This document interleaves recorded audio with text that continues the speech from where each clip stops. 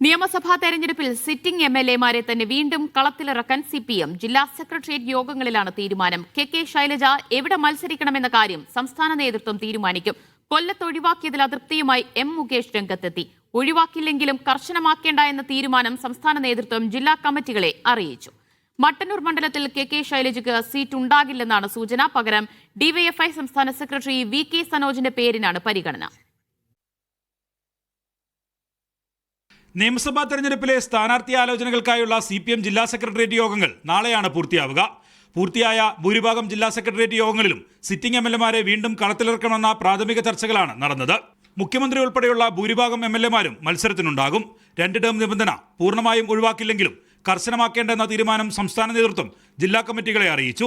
മട്ടന്നൂർ മണ്ഡലത്തിൽ കെ ശൈലജയ്ക്ക് സീറ്റുണ്ടാകില്ലെന്നാണ് സൂചന.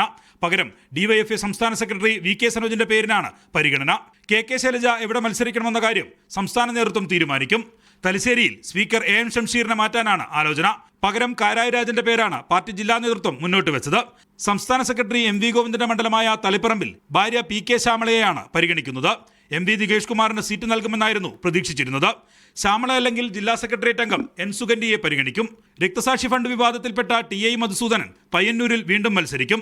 കൊല്ലത്ത് എം മുകേഷിന് പകരം എസ് ജയമോഹന്റെ പേരാണ് ജില്ലാ സെക്രട്ടേറിയറ്റ് യോഗം നിർദ്ദേശിച്ചത്. ഒരിക്കലും ഒരാഗ്രഹവും പ്രകടിപ്പിച്ചില്ല. ആ പരിപാടിയൊക്കെ അങ്ങ് നിർത്തിവെച്ചേര്.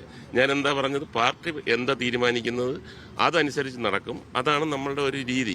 ഞാൻ സിനിമയിൽ ഒരു ചാൻസ് ഞാൻ ചോദിച്ചിട്ടില്ല, രാഷ്ട്രീയത്തിലൊരു ചാൻസ് ഞാൻ ചോദിച്ചിട്ടില്ല. എല്ലാം വ്യക്തമായിട്ട് പറഞ്ഞാണ്. ജില്ലാ സെക്രട്ടേറിയറ്റിൽ വരുന്ന പേരുകൾ 28-ന് ചേരുന്ന സിപിഎം സംസ്ഥാന സെക്രട്ടേറിയറ്റ് യോഗം ചർച്ച ചെയ്യും. ഇതിനുശേഷം മണ്ഡലം കമ്മിറ്റികളുടെ അഭിപ്രായം കൂടി അറിഞ്ഞായിരിക്കും അന്തിമ തീരുമാനം. മീഡിയ 1 തിരുവനന്തപുരം.